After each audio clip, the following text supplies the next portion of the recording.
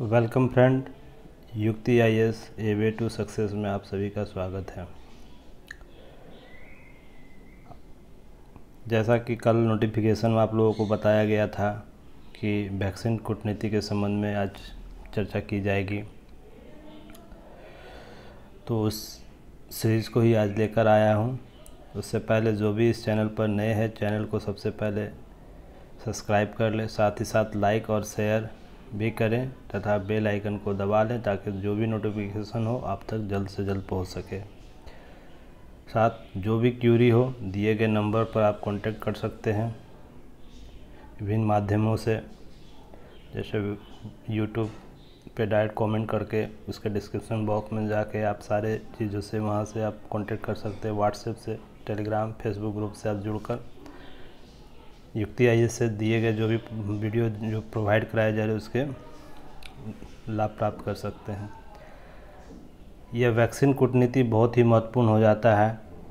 UPSC और PCS जो भी मेंस होने वाले हैं, BPSC mains, UP PCS mains, JPSC Chhattisgarh इत्यादि जो भी पीसीएस होने वाले हैं, उसके लिए इंटरनेशनल रिलेशनशिप के संबंध में वैक्सीन कूटनीति या वैक्सीन डिप्लोमेसी क्या है, ये बहुत ही महत्वपूर्ण आईआर पार्ट के में एक महत्वपूर्ण टॉपिक हो जाता है। यह क्या है, इस पर चर्चा की जाएगी। इसका महत्व क्यों दिया जा रहा है, इस वैक्सीन डिप्लोमेसी जो है उसको इतना महत्व क्यों दिया जा रहा है, प्रचलित कूटनीति जो पहले से है उस पर क्या प्रभाव ये डालेगा, साथ ही साथ इसके बहुआयामी लक्ष्य क्या होंगे, इस पर विस्तृत आज चर्चा की जाएगी। मैं जो ये वीडियो लाया हूँ उसमें आपको की पॉइंट शामिल कर रहा हूँ, जिसमें आप अपने आंसर राइटिंग में की पॉइंट के रूप में महत्वपूर्ण बातों को लिख रहा हूँ, ताकि जो भी आपका मेंस हो उसमें आप इसे शामिल करें और अच्छे अंक प्राप्त कर सकें। बीपीएससी अभ्यर्थी इसे अच्छे तरीके से देखें, ताकि क्योंकि ये वैक्सीन कूटनीति से संबंधित इस बार प्रश्न जरूर पूछे जा सकते हैं। इसकी पॉइंट को अपने आंसर राइटिंग में शामिल कीजिएगा, क्योंकि मैंने उन सभी आयामों को इसमें शामिल कर लिया जो परीक्षा उपयोगी है। तो चलिए देखते हैं क्या वैक्सीन कूटनीति क्या है। भू राजनीतिक विचारकों को एक तरफ रखते हुए यह समझना अनिवार्य है कि वैक्सीन कूटनीति रणनीतिक रूप से भारत के एक जिम्मेदार वैश्विक नेता के रूप में उभरने का मौका दिया है या मौका है। इस संदर्भ में यह नवीन अवधारणा अब भू राजनीतिक विचारकों को मानना होगा कि केवल कूटनीति के अन्य आयामों को ही भारत अवसर के रूप में नहीं देखता है। यह अपने विदेश नीति में, अपने कूटनीति में किसी दो राष्ट्रों के बीच संबंध स्थापित करने में वैक्सीन कूटनीति को नए अवसर के रूप में देखा है। इसलिए जितने भी भू राजनीतिक विचारक हैं उसे या विचार हैं, उनको अब एक तरफ अपने विचार को रखते हुए समझना अनिवार्य हो गया है कि वैक्सीन कूटनीति रणनीतिक रूप से भारत के लिए जिम्मेदार वैश्विक नेता के रूप में उभरने का एक मौका है। किसी मामले में यह पहली बार देखा गया है जब भारतीय नीति का ध्यान दक्षिण एशिया और हिंद महासागर देशों पर है। जाहिर है इस क्षेत्र में अहम महत्व रखता है, जो कि इस क्षेत्र में अहम महत्व रखता है। यह पहली बार देखा गया है कि क्विक एक्शन के साथ सहयोग की अवधारणा विकसित की गई। बिना किसी मांग के भी भारत ने बढ़ चढ़ कर अपने पड़ोसी राज्यों का मदद की है। इस संदर्भ में यह महत्वपूर्ण हो जाता है। भारत का वैक्सीन कूटनीति वैश्विक स्वास्थ्य कूटनीति अर्थात ग्लोबल हेल्थ डिप्लोमेसी उसी का एक हिस्सा है, जिसमें एक राष्ट्र के साथ संबंध को मजबूत करने के लिए टीकों के विकास या वितरण का उपयोग किया जाता है। जब ग्लोबल वैश्विक स्वास्थ्य कूटनीति की बात करते हैं, इसमें स्वास्थ्य संबंधित सभी उपकरणों को शामिल किया जाता है, जिसमें दवाएं, वैक्सीन, टीकाकरण, इक्विपमेंट और जो भी इसके हेल्थ को लेकर जो भी सहयोग होता है उसको शामिल किया जाता है। पर कोरोना के दौरान वैक्सीन कूटनीति को अहम माना गया, क्योंकि विभिन्न देशों में टीके का अभाव है और भारत ने इस टीके के अभाव को दूर करने के लिए एक अहम भूमिका निभाई है, इसलिए महत्वपूर्ण हो जाता है। अनुदान सहायता या दान इसको कहिए, ग्रांट जिसे कहा जाता है, दान। अगर ग्रांट होता है तो वो वित्तीय होता है, तो यहाँ अनुदान सहायता के रूप में टीकों का वितरण भारत की नेबरहुड फर्स्ट पॉलिसी अर्थात पड़ोस पहली हमारे प्राथमिकता में रहेगी। सागर सिद्धांत अर्थात security and growth for all in the region, Bharat का जो महाद्वीपीय क्षेत्र में ये रीजन में सबसे पहले सिक्योरिटी और ग्रोथ के जो सिद्धांत है उसके संबंध में यह अनुसरण किया गया वैक्सीन कूटनीति का। तो आप देखते हैं कि वैक्सीन कूटनीति में 2-3 बातें अहम हो जाती है, जैसे इस जिम्मेवार वैश्विक नेता के रूप में उभर कर सामने आती है। हिंद महासागर क्षेत्रों में सहयोग वैश्विक स्वास्थ्य कूटनीति का एक भाग है। और सागर सिद्धांत और आपको नेबरहुड फर्स्ट पॉलिसी के तहत यह लाया जा रहा है। तो ये सब की पॉइंट है, इसको आप ज़रूर शामिल कीजिएगा अपने आंसर राइटिंग में। नेक्स्ट टॉपिक देखते हैं, महत्व क्यों दिया जा रहा है। भारत की वैक्सीन कूटनीति बहुआयामी परिप्रेक्ष्य में महत्ता को सत्यापित करता है। इसके लिए निम्नलिखित आलेख में समझा जा सकता है। विभिन्न आयाम क्या क्या है देख सकते हैं, इसे आप आंसर राइटिंग में अपने इस आलेख को चित्र को ज़रूर शामिल करिए, इससे आपका आंसर राइटिंग और भी अच्छा लगेगा और नंबर आपको अधिक प्राप्त होंगे। जैसे भारत की नैतिकता में वृद्धि होगी, जो वैश्विक नेतृत्वकर्ता में है भारत, हम हमेशा वसुधैव कुटुंबकम की बात करता है, सर्वों की हितों की बात करता है। इस संदर्भ में इसकी नैतिकता में वृद्धि होगा। इसका जो भी संक्षिप्त विवरण है आप लोग खुद से लिखिएगा, क्योंकि अगर इसमें इसके संबंध में कुछ जानकारी देना शुरू करूँगा तो कुछ लंबा वीडियो हो जाएगा, इसलिए वीडियो को छोटा करने के लिए आप लोग इस पर विस्तृत चर्चा खुद से कर लीजिएगा। मैं की पॉइंट बस दे रहा हूँ। दूसरा होगा वैश्विक शीत युद्ध का विकल्प, इसके संबंध में मैं आगे चर्चा कर दिया। ये वैक्सीन शीत युद्ध क्या है, विकल्प क्या है। फिर सामरिक महत्व है, जैसे रणनीतिक महत्व इसका हो जाता है, तुलनात्मक लाभ होगा, दीर्घावधि ख्याति प्राप्त होगी भारत को। आर्थिक महत्व के संदर्भ में व्यापारिक वाणिज्यिक महत्व होगा। कोवैक्स जो सहायता उसके संबंध में भारत का प्रतिबद्धता भी जाहिर होता है। अनुदान सहायता के रूप में जो सहयोग कर रहा है वो भी इससे प्रतिबद्धता भारत की निश्चित होती है, इसलिए महत्व बढ़ जाता है। अब आर्थिक महत्व में देखते हैं क्या है। वैश्विक आपूर्ति केंद्र के रूप में भारत अपने निकटतम पड़ोसियों के अतिरिक्त दक्षिण कोरिया, दक्षिण अफ्रीका, सऊदी अरब, कतर, बहरीन, मोरक्को आदि देशों ने भारत से वैक्सीन खरीदी है। अब तक प्राप्त आंकड़े जो भी अभी तक प्राप्त हुए हैं लास्ट मंथ तक, भारत में 90 देशों को करीब 6 करोड़ 60 लाख वैक्सीन दी है, सप्लाई की अर्थात निर्यात किया है। तो ये 3 पार्ट में निर्यात हुआ है, वो कौन कौन सा अभी आगे मैं आपको बताऊंगा। तो केवल यह सहायता अनुदान या फ्री का ही सहायता अनुदान या केवल दान के रूप में ही सारे वैक्सीन 6 करोड़ 60 लाख वैक्सीन को भारत ने नहीं दिया, उसके विभिन्न आयाम है। तो इस संदर्भ में भारत विश्व को सहयोग कर रहा है। कुछ वैक्सीन निर्यात में 54%, जो कुल वैक्सीन निर्यात है उसमें 54% का व्यापार के तहत निर्यात किया गया है, अर्थात इसका 6 करोड़ 60 लाख का 54% व्यापार तक निर्यात हुआ है। 16% अनुदान सहायता के रूप में तथा शेष 30% का निर्यात कोवैक्स प्रोग्राम, जो आप लोग पहले पढ़े होंगे क्या कोवैक्स प्रोग्राम क्या है, जैसे टीकाकरण टीके की उपलब्धता के संबंध में एक प्रोग्राम बनाया गया था, जिसमें बिल गेट्स फाउंडेशन और WHO के कुछ संस्थाएं शामिल थी, जिसमें विकासशील या अल्प विकसित देशों को फ्री में आपको टीका उपलब्ध कराने का प्रोग्राम था। इसके संबंध में तो देखते हैं क्या 54% निर्यात किया गया, 16% अनुदान सहायता दिया गया, शेष 30% का कोवैक्स प्रोग्राम के तहत निर्यात दिया गया है। तो इस संबंध में इसकी आर्थिक महत्ता हो जाती है। भारत कि वैक्सीन कूटनीति के संबंध में निम्न चित्र को आप देख सकते हैं। जैसे पहले अनुदान के रूप में, कोवैक्स के रूप में, व्यापारिक या वाणिज्यिक रूप में कैसे वो सहयोग किया है। तो यहाँ टीका है 8 मिलियन तक के टीके का आंकड़ा दिया गया है, 0 से 2, 4, 6, 8 मिलियन का।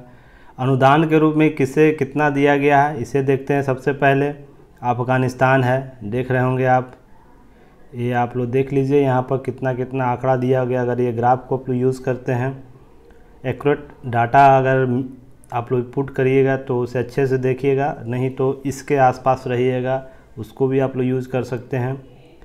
तो अफ़गानिस्तान को लगभग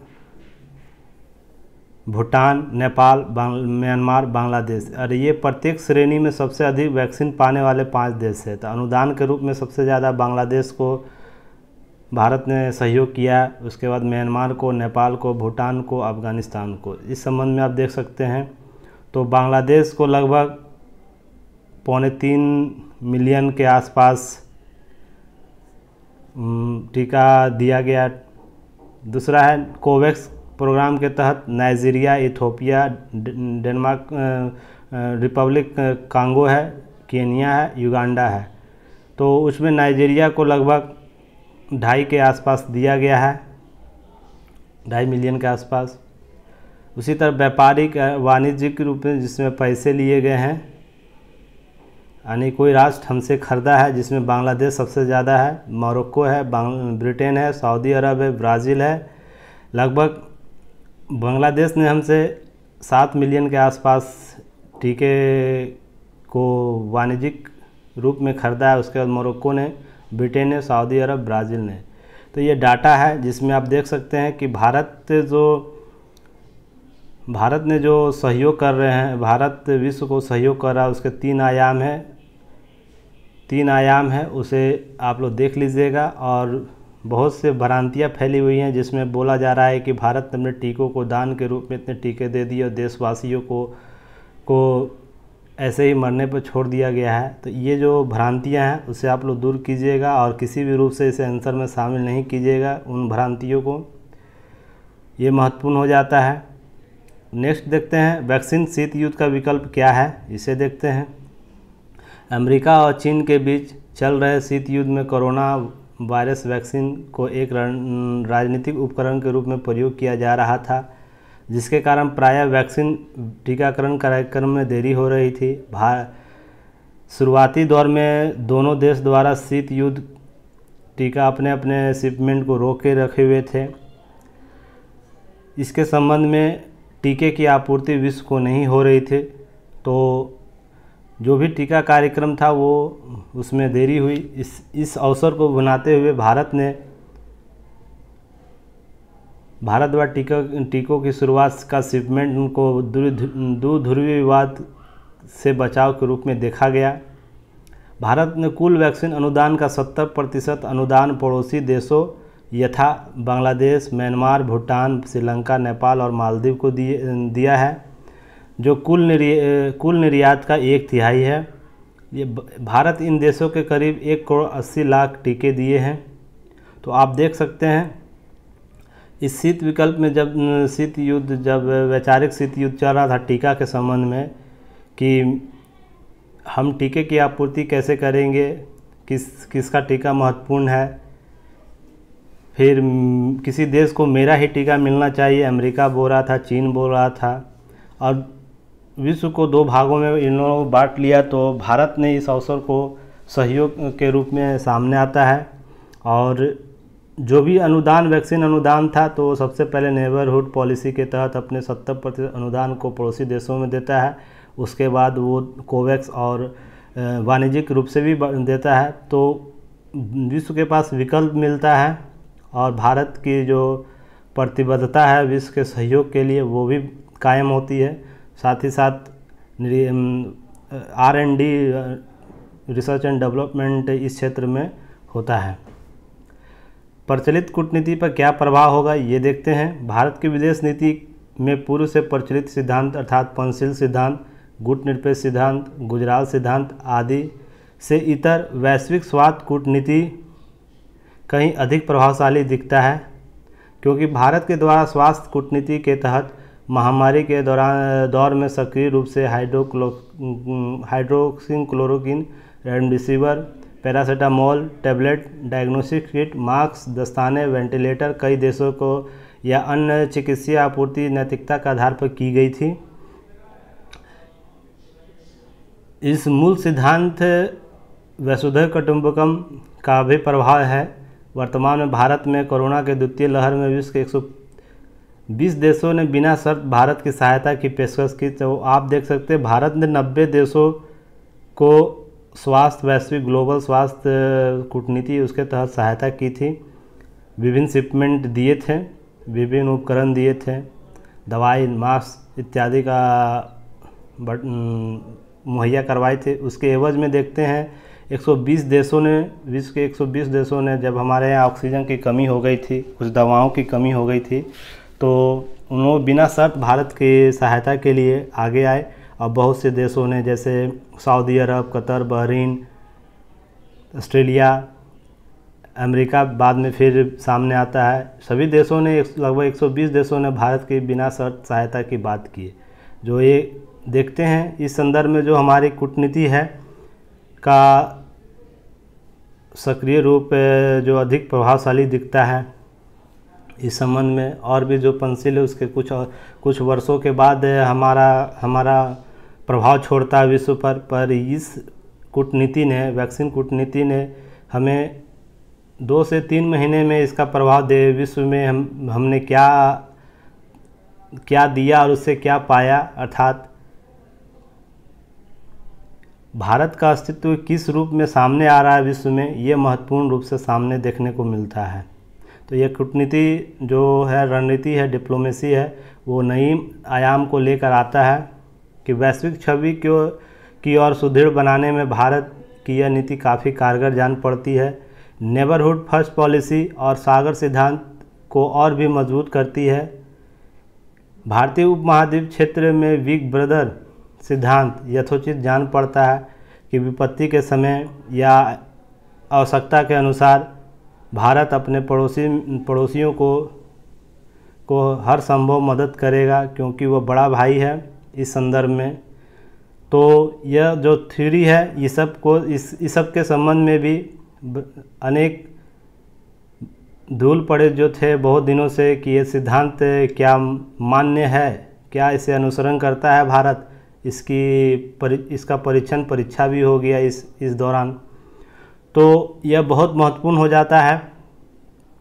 अब इसके बहुआयामी लक्ष्य क्या हैं इसको देख लेते हैं। इसका की पॉइंट लिख दिया हूँ, आप लोग इसके संबंध में विस्तृत चर्चा मेंस के कॉपी में कीजिएगा। जैसे वैश्विक छवि में बढ़ोतरी होगा, संयुक्त राष्ट्र सुरक्षा परिषद की दावेदारी और भी पुख्ता होगी, नैतिकता और भारत का विश्व नेतृत्व किस रूप से सकारात्मक है, इस संबंध में जो सुरक्षा परिषद की दावेदारी है भारत को और भी मजबूत देखने को मिलेगी। क्षेत्रीय संतुलनता में बढ़ावा मिलेगा और अनुसंधान और विकास के नवीन अवसर सृजन होंगे।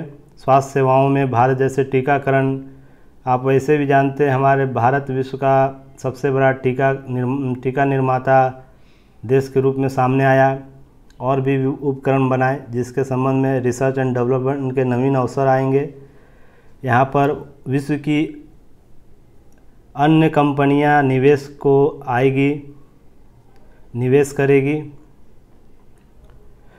करेगी। ये नवीन रिसर्च एंड डेवलपमेंट के क्षेत्र खुलेंगे। विदेशी कूटनीति का बहुवैकल्पिक समाधान इस वैक्सीन कूटनीति से देखा जाएगा। तो ये की पॉइंट है, इसे आप लोग शामिल कर सकते हैं, ये ज़रूरी हो जाता है आपके आंसर राइटिंग में। वैक्सीन कूटनीति क्या है इस संबंध में, उम्मीद करता हूँ इससे संबंधित जो भी डाउट होंगे आप लोगों को क्लियर हो गया होगा। प्रचलित कूटनीति का प्रभाव क्या होगा, बहुआयामी लक्ष्य क्या होंगे, महत्व क्यों दिया जा रहा है, वैक्सीन कूटनीति क्या है, इस संबंध में जो भी आप लोगों को डाउट्स होंगे क्लियर होंगे। जो भी इसमें की पॉइंट दिया गया, ये की पॉइंट ज़रूर आप लोग अपने आंसर राइटिंग में शामिल किए, क्योंकि जब भी आपका कॉपी चेक कर रहा होगा टीचर तो इस की पॉइंट को ज़रूर ढूंढ रहा होगा, इसलिए इस की पॉइंट को आप लोग ज़रूर ऐड कीजिएगा, क्योंकि वैक्सीन कूटनीति के भारत के संदर्भ में महत्ता इसी संदर्भ में झलकती है। उम्मीद करता हूँ सारे डाउट आप लोगों के क्लियर हो गए होंगे। जो भी क्यूरी हो, जो भी समस्या हो, दिए गए नंबर से कांटेक्ट कर सकते हैं। यूट्यूब, व्हाट्सएप, टेलीग्राम और फेसबुक ग्रुप से जुड़कर इस संस्था के द्वारा जो भी वीडियो अपलोड कराए जा रहे हैं उसका लाभ अवसर प्राप्त कर सकते हैं। इसके लिए धन्यवाद। आपका दिन मंगलमय हो।